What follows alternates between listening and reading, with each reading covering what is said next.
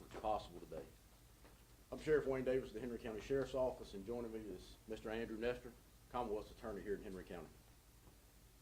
As we get started, we need to be sure that everyone understands that due to the sensitive nature of this investigation and these cases, we will not be able to answer many of your questions after the conclusion of this press conference. This is due to the fact that we need to protect the integrity of this investigation and ensure that we are able to complete these multifaceted, complex investigations and ultimately build a successful prosecution. In addition, at the conclusion of the press conference, we will not be able to host individual interviews, so everything will be disclosed right here from the podium today. We stand before you to address significant developments in a homicide that's haunted a local family for far too long.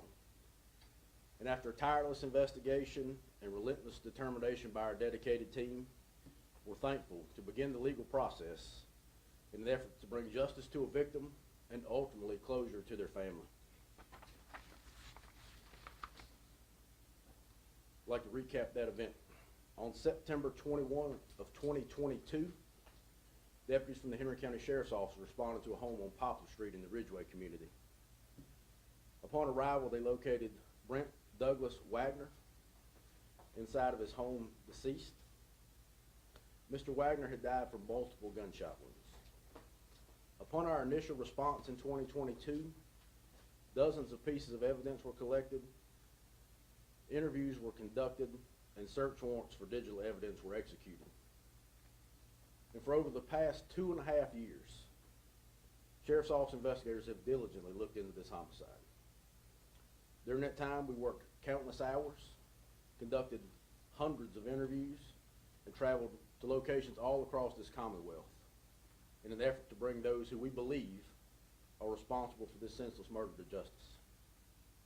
And as a result of this extensive and complex investigation and our great partnership with the Commonwealth Attorney's Office, on Monday, May 19th, a Henry County grand jury issued multiple indictments on 3 individuals connected to this murder. Those individuals include Waylon Allen Cox Ingram, as pictured here. He's been charged with aggravated murder, murder for hire, conspiracy to commit murder. Patricia Cox Ingram, also charged with aggravated murder, murder for hire, conspiracy to commit murder. And John Antonio Fennell. Mr. Fennell is charged with aggravated murder, murder for hire, conspiracy to commit murder for hire, enter a dwelling at nighttime to commit murder, possession of a firearm by a convicted felon, and use of the firearm in commission of a felony.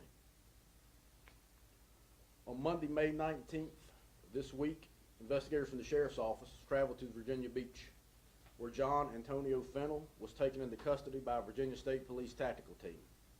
He is currently held in the Henry County Adult Detention Center without bond. Also on Monday, May 19th, Patricia Beth Cox Ingram, who was already incarcerated in Patrick County, Virginia, was served with her indictments.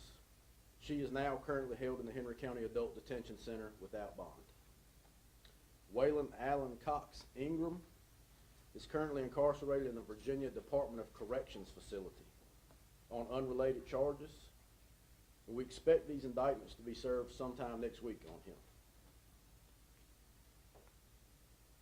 In addition to the homicide investigations, and concerning a totally separate investigation, the grand jury also indicted Waylon Allen Cox Ingram and Patricia Beth Cox Ingram on 4 offenses each related to a human trafficking investigation from January of 2022.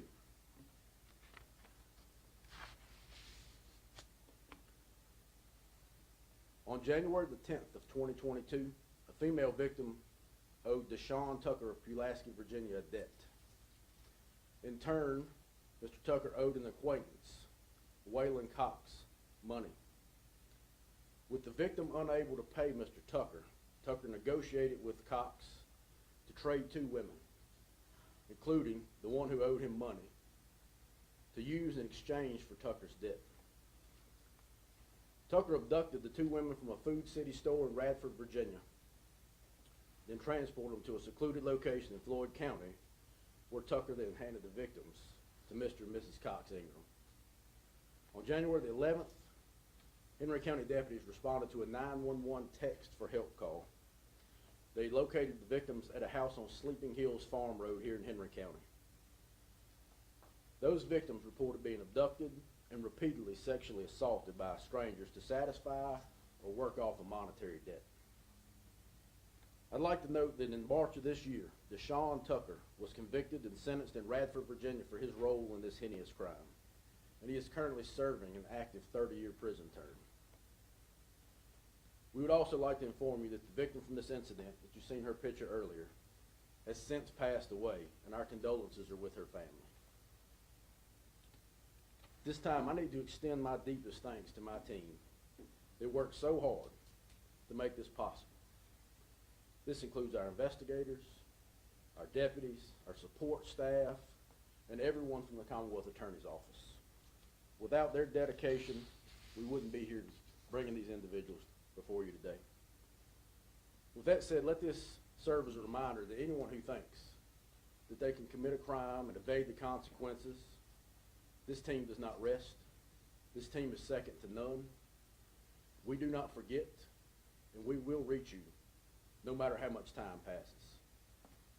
Our commitment here at the Henry County Sheriff's Office and the Commonwealth Attorney's Office to justice is absolutely unwavering. We will pursue leads until the truth comes out. We are resolute in our mission to ensure that those who cause harm are held accountable. This community deserves to feel safe, and we will do everything within our power to ensure that that happens. Justice may take time, but it is relentless, and those who are responsible will always be held accountable. Thank you. Sheriff, have you ever seen anything like this in your career? This is an egregious case, and we're glad to, as I said, begin the legal process and hopefully bring some closure to the families. When you mention homicide, is that in regards to one of the victims? Was there Again, this was two separate cases. The first case we discussed was Mr. Brent Wagner. The human trafficking is totally separate and different from the initial homicide. Okay. Just wanted to provide a little bit of clarification here. Okay. Isn't this like a list of characters that you've been dealing with before? What we can say about that this time is these individuals do have previous convictions. Drunkenism? We're just going to say they have previous convictions here in Henry County. Again, we're trying to protect the prosecution in this case. We can't say a lot in the press conference. So you can't say narcotics was involved in this, because we've seen, the Ingram Cox family before. Yes. Correct. Big time. I mean, like on your big drug class. They have previous convictions here in Henry County. You sending a message to them too? We're sending a message to any drug dealer or anyone who chooses to commit a violent crime in our community. Can we get the Commonwealth attorneys to say something? Yeah, we'd like to.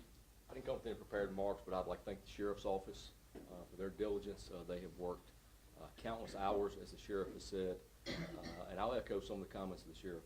It may take time, but we will work hard, we will pursue justice, and we will do our best to bring justice and resolution to the victims of these cases. One of the things I'd like to ask you is, we hear a lot of strong things about Sheriff Davis, and my understanding he's up for some national awards coming soon. Do you like working with him? Do you think he's the best of the best? Absolutely.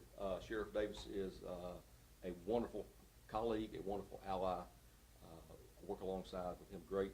The team in our office works great with him.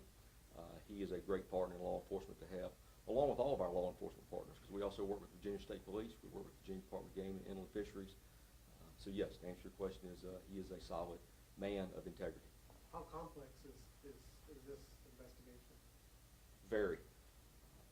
That's one of the reasons we're very limited on the details that we can share at this time. Yes, ma'am. Have you spoken with the victim's family, and what have they said about this?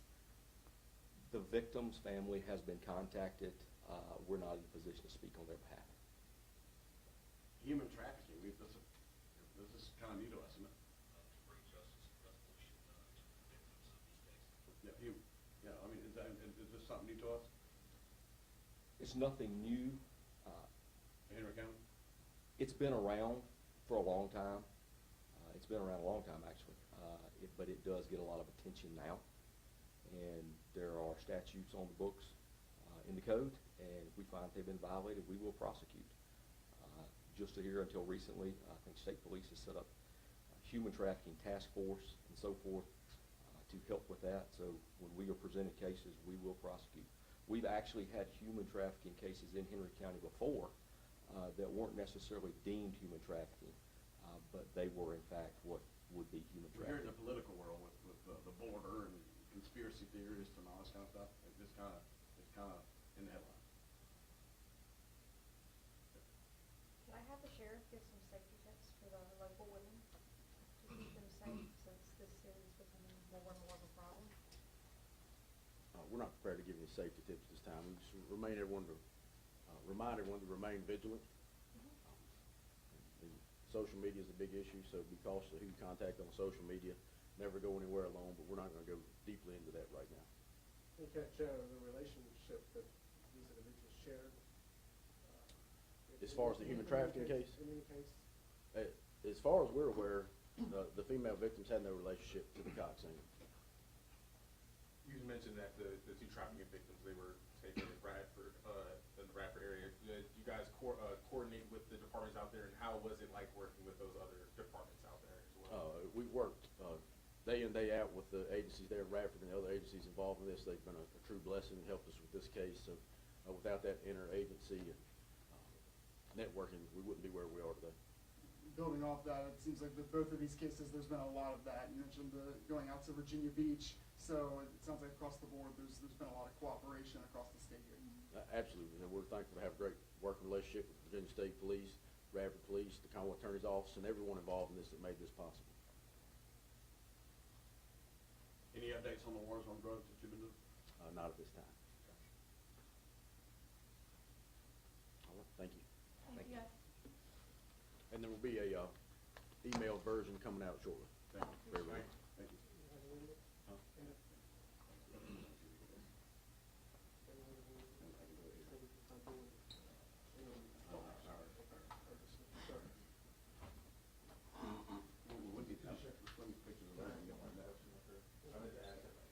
We'll try that.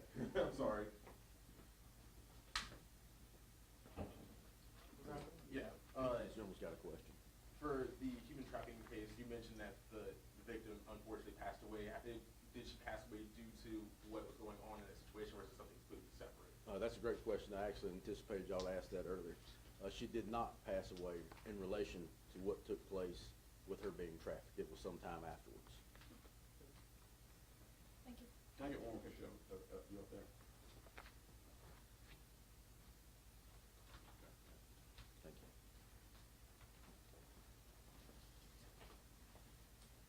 Thank you. Yes.